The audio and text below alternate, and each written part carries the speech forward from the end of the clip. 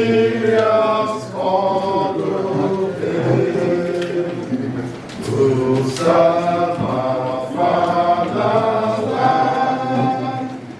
with love and strength and faith. The labors of our heroes past shall never be in vain. To serve with heart and mind, one nation bound in freedom, peace and unity. The pledge. Let's Nigeria, my country, well and honest, to serve Nigeria with all my strength, to defend our unity, and uphold our honor and glory, so help me God. Our national prayer is the second stanza of the national anthem. Can we pray together? O Lord of our creation, direct our heart of God, guide our leaders right, help our youth to know our honesty to go, and lead in us and truth, great love behind us, to build a nation where peace and justice shall reign. Amen. Thank you very much. I just want to formally welcome everyone of us, and I want to thank you for coming. I acknowledge all the journalists that are here, the media houses that are here. I see the channels, I see Arise and all of them. I want to acknowledge you and I want to welcome you. Over time, we'll do proper introductions and acknowledgements. But because we're a bit behind schedule, we're going to go straight into the meat of the discourse for this morning. I'd like to introduce the persons that are here with me who are going to be delivering this communique today. First is the National Coordinator of the Nigerian Peace and Development Advocates, Honorable Chukwunoye Okereke, who is sitting at my immediate right. I also have the Secretary of the Association, Barrister Foster, who will be also here. So I'm going to lead the microphone to the Secretary first to give his first speech, and then we can move this meeting forward. Thank you very much. Good morning, gentlemen of the press. Good morning, ladies and gentlemen. Like he told you, my name is Foster. I am the National Secretary of Nigeria's Peace and Development Advocate. Ladies and gentlemen, following series of our meetings, we have come to facts with terms that the murdered 17 soldiers in Okwama community of Rivers State demand justice. That Nigerians will be made to know the fact that it is an act of treason to murder symbols of Nigerian authority in uniform. And consequent upon that, we decided to hold this meeting with the press. And subsequently, we would wish to, and equally we are desirous and will be available for any invite by any media house to discuss further on this issue and any other issue that borders on Nigeria's peace and development. I would wish to first and foremost implore all of us to stand and observe 1 minute silence for the slain soldiers. But before that, I will introduce, like he has done, the national coordinator and our national president, who is Chukwunoye Okereke. Chukwunoye Okereke will read the communique that we have formulated in respect of what I've just introduced immediately after the observation of 1 minute silence for the repose of the soul of the soldiers that were slain in the former community. Thank you, gentlemen. So we also have the 1 minute silence.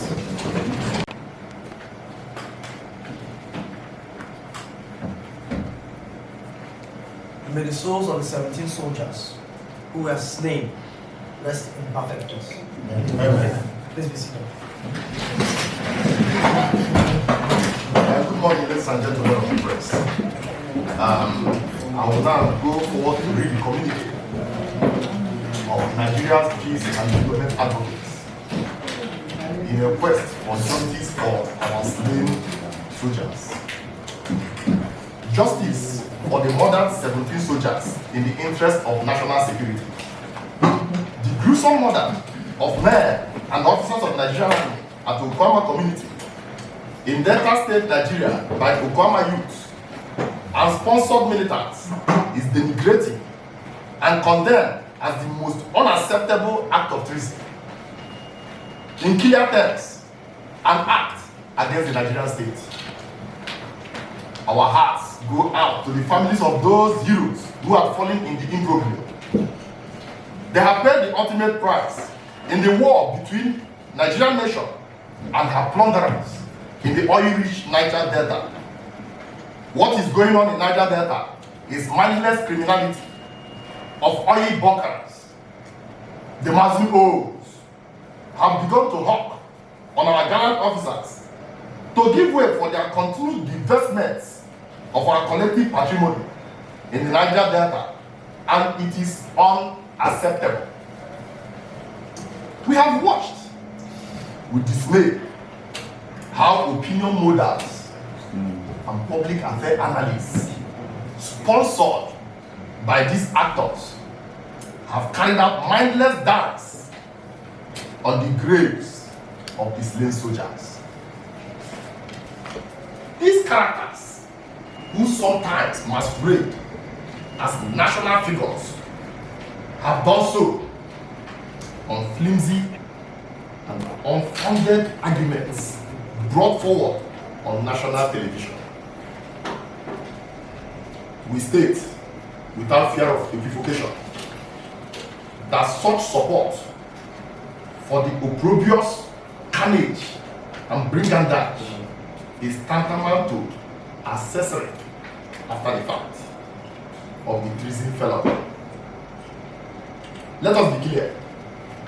The original crime and subsequent support are treason felonies and clear declaration of war on Federal Republic of Nigeria.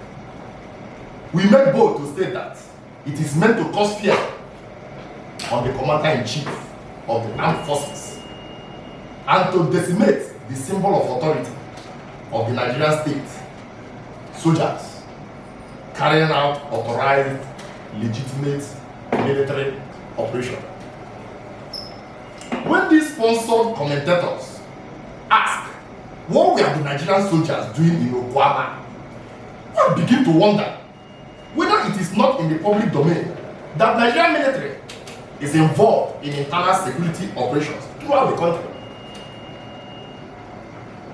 It is understandable that soldiers of Operation Data Safe,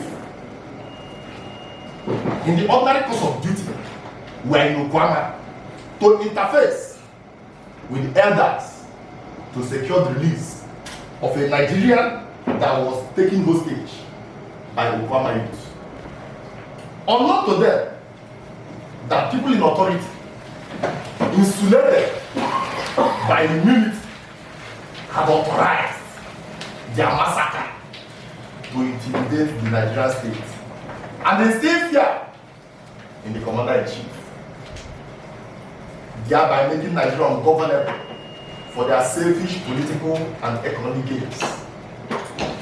We therefore cannot allow the president and the Nigerian state to be intimidated and reduced to a banana republic, where people who enjoy the instrument of power are using their resources to intimidate the state.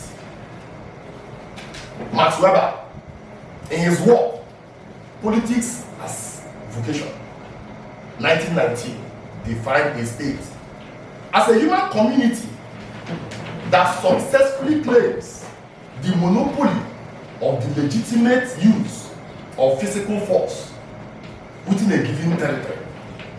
So, if not state actors or other pseudo pseudo usurpers are allowed unfettered control on Nigerian territories to continually make such criminality on Nigerians and worse still, the Nigerian militaries, then Nigeria is as good as gone. The fact that wanted culprits are reportedly taking refuge in government houses, particularly Governor's Lodge, has sent the Nigerian peace and development advocates worrying as it points to the direction from where the war drums sounds. It's our understanding that the immunity provided by the Constitution in Section 308 is not an immunity against the state and does not absolve anyone who declares war against the state of Nigeria.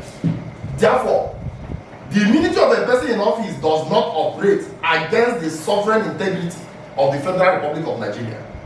What happened in Okwama community on the 14th of March 2024 was an unprovoked act of war against the state of Nigeria and the violation of her sovereignty. Therefore, this time and there beckons on the Commander-in-Chief of Nigerian Armed Forces to rise to the occasion and assert the sovereign authority of the Nigerian state to instill sanity in our polity. We therefore demand as follows. 1. That thorough investigation be carried out to unmask the faces behind the current treason, as we are certain that the militant youths did not act on their own volition. 2. That anyone found culpable, no matter how highly placed, be timelessly brought to face the wrath of the law. 3. If anyone found culpable is currently enjoying immunity, that such person be stripped of his immunity with immediate effect, and all his security details withdrawn, as the person cannot declare war against the Federal Republic of Nigeria and still enjoys protection of the Federal Republic of Nigeria. 4. The state of emergency be declared on any territory that has, with increased support of local authorities, wittingly or unwittingly, taking up arms against the Nigerian state. Finally, we want to convey our deepest gratitude to the Commander-in-Chief of the Armed Forces of the Federal Republic of Nigeria, His Excellency, President Bola Ahmed Tinubu, for his sincere support to the families of our fallen heroes by rewarding the sacrifices of those patriots with houses, scholarships, and other benefits granted to their families and loved ones.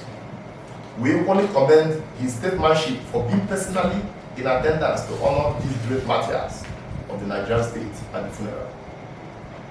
We also wish to commend the doggedness of the service chiefs in curtailing the perennial oil theft in the Niger Delta region and standing up to these non-state actors that are taking up arms against Nigeria.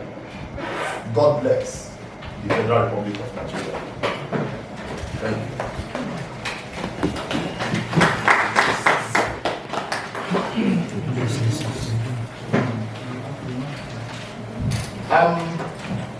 The communique has been read, and as all of us know, this is an unfolding event, and this is the first leg of a whole lot of engagements we are going to have with the media, both print and electronic.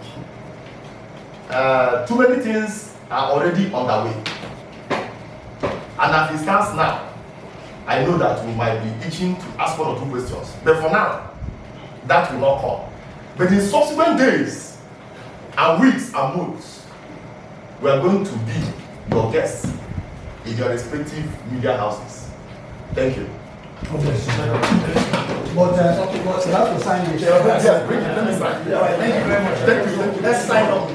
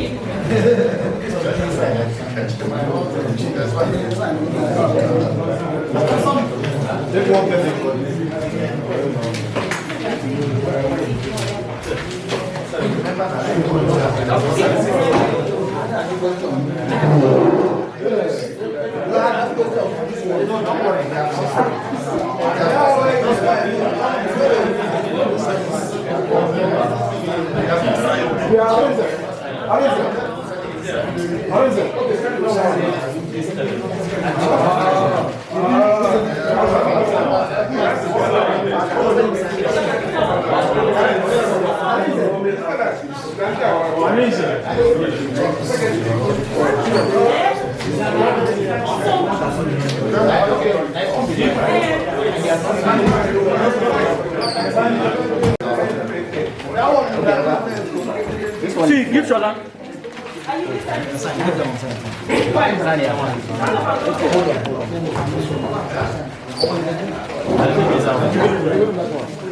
See that one.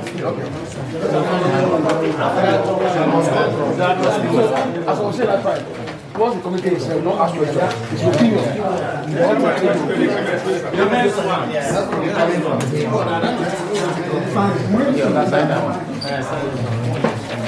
No, bring it. Never sign that one. Wait, hold on. It's good, this one. Thank you. No, I've given it to you. Not to sign that one. Give on this one.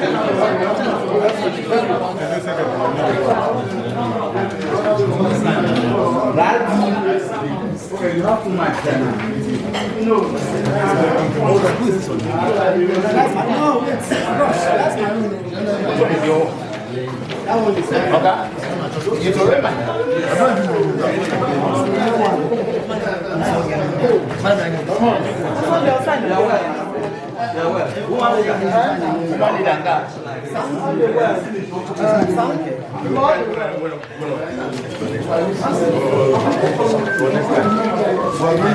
That one, my chairman. It's just a community. Okay, you took that one. Yes. Okay. You threw it away like a volleyball.